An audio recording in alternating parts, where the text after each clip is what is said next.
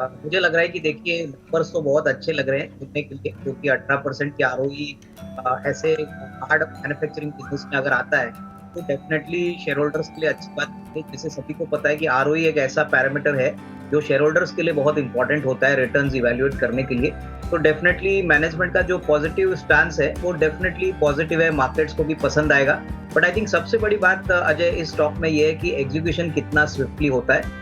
मेरे ख्याल से पिछले 2 साल तो कोविड के लिए काफी खराब थे, एग्जीक्यूशन इम्पैक्ट हो चुका था। तो एग्जीक्यूशन की पेस अगर बढ़ती है तो मुझे लग रहा है कि देखिए ऑर्डर्स मिलना कोई बड़ी बात नहीं है। इंफ्रास्ट्रक्चर ग्रोथ जिस प्रकार से हो रहा है और जिस प्रकार से अभी एल के बैलेंस शीट पे आईटी है, उसके बाद काफी टेक्नोलॉजी सैवी जो बिजनेसेस है, यहाँ पे डेफिनेटली जो रिस्क रिवॉर्ड है, जो प्रॉफिट अर्निंग कैपेसिटी है वो काफी सिग्निफिकेंट है। तो मेरे ख्याल से I think market will evaluate this on a quarter to quarter और ईयर टू ईयर बेसिस, और उसके बाद मेरे ख्याल से ग्रेजुअली यहाँ पे रीरेटिंग आएगी। बट इसमें कोई डाउट नहीं कि ये एक ऐसा स्टॉक है जो इंफ्रा और डिफेंस और कैपिटल गुड्स और इवन इनडायरेक्टली आईटी पे रिप्रेजेंट करता है। तो इसमें definitely steady to good returns मिलने की अपेक्षा रहेगी। इस बार नंबर्स थोड़े से मॉडरेटली ग्रोथ आए थे फोर्थ क्वार्टर में, बट हमको लग रहा है कि जैसे जैसे इकोनॉमी में सुधार आएगा और एग्जीक्यूशन इनकी बनेगी तो डेफिनेटली लोअर लेवल्स पे बाइंग जरूर आएगी। और इसमें कोई डाउट नहीं कि 2100-2200 का एक नियर टर्म का टारगेट भी बनता है। तो I think these statements from the management definitely look positive. I think markets definitely इससे काफी at least in the near term will be quite impressed. Avinash, good morning. Or let's talk about the deal. The largest ever in cement space and the largest ever in India, of course, ACC Ambuja के जो holding Holcim की holding stake goes to Adani, और of course anticipated था और ये deal crack होते हुए भी दिखी है। वैल्यूएशंस के फ्रंट पर भी काफी आकर्षक नजर आ रही है। आपके टेक क्या है? मुझे लग रहा है कि देखिए अडानी ग्रुप जिस प्रकार से एग्रेसिवली हर क्षेत्र में इन्वेस्ट कर रहा है, अभी सीमेंट में भी ये उतरे हैं, तो मेरे ख्याल से सीमेंट सेक्टर में आने वाले दिनों में हो सकता है कि थोड़ा सा और कंपटीशन बढ़े, क्योंकि अभी जो पोजीशनिंग है एसीसी और अंबुजा की, ये खरीदने के बाद Adani group will be the second largest player in the cement sector after UltraTech.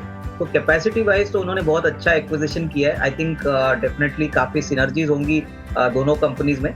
मुझे लग रहा है कि जो भी डील के कॉन्टूर्स है, आई थिंक मार्केट्स आगे जानना चाहेगी कि ये फंडिंग कहाँ से हुआ है। हालांकि अभी तो ऑन रिकॉर्ड उन्होंने बोला है कि अडानी फैमिली ने एक एसपीवी के वाया इसको फंड किया है, but definitely going longer term मुझे लग रहा है कि जिस प्रकार का इंक्रीमेंटल बिजनेस और incremental top line company record करेगी, मार्केट डेफिनेटली वही एग्रेशन देखना चाहेगी जो दूसरे अडानी ग्रुप कंपनीज में मार्केट ने देखा है। तो I think net net deal तो अच्छी है, और डेफिनेटली ये कंसोलिडेशन इंडस्ट्री में होता है तो एक अच्छी बात है।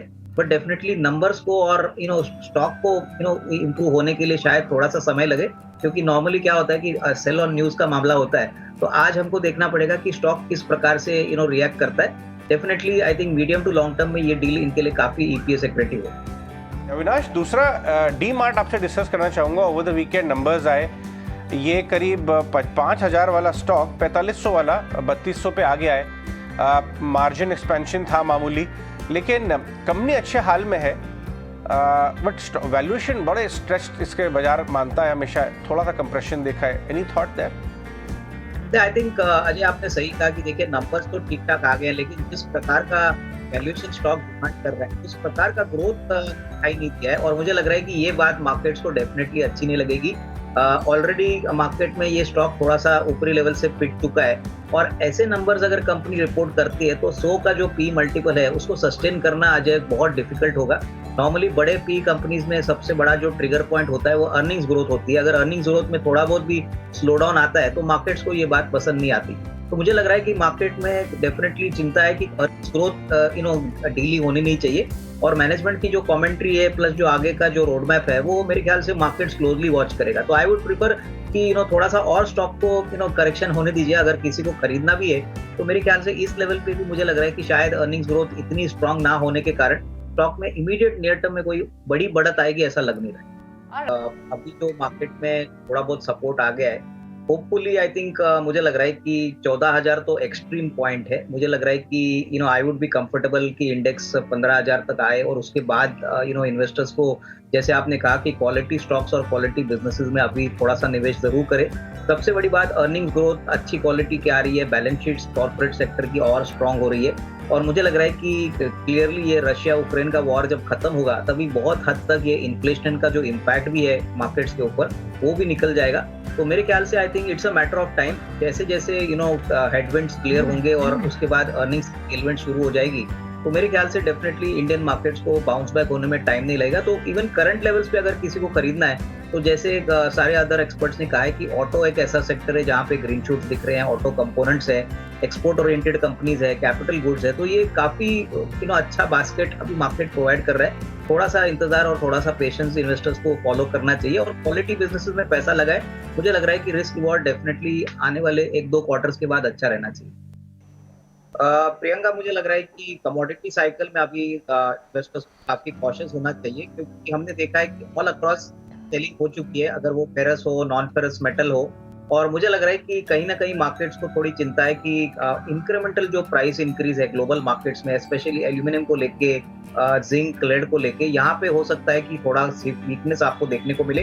तो मुझे लग रहा है कि आने वाला क्वार्टर भी कंपनीज के लिए थोड़ा नरम रहेगा और इसका डेफिनेटली इम्पैक्ट ऑलरेडी थोड़ा बहुत तो नेगेटिवली स्टॉक्स पे प्ले आउट हो चुका है। तो फ्रेश खरीदारी मेटल सेक्टर पे मैं नहीं करूंगा क्योंकि ये पूरा स्पेस अभी थोड़ा सा वीक लग रहा है और मुझे लग रहा है कि जब तक और क्लैरिटी प्राइसेस पे नहीं आती तब तक फ्रेश निवेश करना नहीं चाहिए। जिनके पास है वो होल्ड कर सकते हैं, but fresh buying should be avoided in the metal sector. बिल्कुल, इनफैक्ट अजय देखिए, पिछले साल जो सीजन था इनका खराब हो चुका था और इस बार जो हीट वेव आई है इससे डेफिनेटली रेफ्रिजरेटर्स का, एयर कंडीशनर्स का बहुत ज़्यादा डिमांड हो चुका है और मुझे लग रहा है कि देखिए, हालांकि वैल्यूएशंस वोल्टास के थोड़े से फेयर टू एक्सपेंसिव लग रहे हैं, बट अगर हम पूरे इस स्पेस को देखेंगे तो मुझे लग रहा है कि अनमेट डिमांड डेफिनेटली काफ़ी ज़्यादा है और हो सकता है कि ये स्पिल ओवर हो आगे आने वाले क्वार्टर के लिए। तो डेफिनेटली आई थिंक अगर मार्केट में करेक्शन मिलता है, निचले भाव पे ये स्टॉक्स मिलते हैं, तो डेफिनेटली इसमें एक एक्सपोजर लेना चाहिए क्योंकि टेलविंड बहुत स्ट्रांग है और मुझे लग रहा है कि जिस प्रकार के क्लाइमेटिक चेंजेस हो चुके हैं, मेरे ख्याल से कस्टमर्स की डिमांड आगे भी अच्छी आएगी। तो I think it is definitely a good idea to buy on decline. Current prices पे मैं समझता हूँ कि क्लियरली जो पूरा स्पेस है उसमें सिम्फनी सबसे ज्यादा वेल पोजिशनड है। इनके जो कूलर्स के रेंज है वो ऑब्वियसली एयर कंडीशनर से तो कॉम्पिटिटिव है ही, लेकिन उन्होंने काफी नए प्रोडक्ट्स भी लॉन्च किए हैं और अभी रिस्क रिवॉर्ड सिम्फनी में मेरे ख्याल से वोल्टास से काफी अच्छा है। तो I would prefer to buy Symphony और डेफिनेटली रिस्क रिवॉर्ड यहाँ से करीबन 15% लग रहा है, तो सिम्फनी को डेफिनेटली बाय करिए और वोल्टास अगर है तो होल्ड करिए। इसमें फ्रेश खरीदारी तभी करिए जब स्टॉक में थोड़ा एक रीजनेबली अच्छा करेक्शन हो।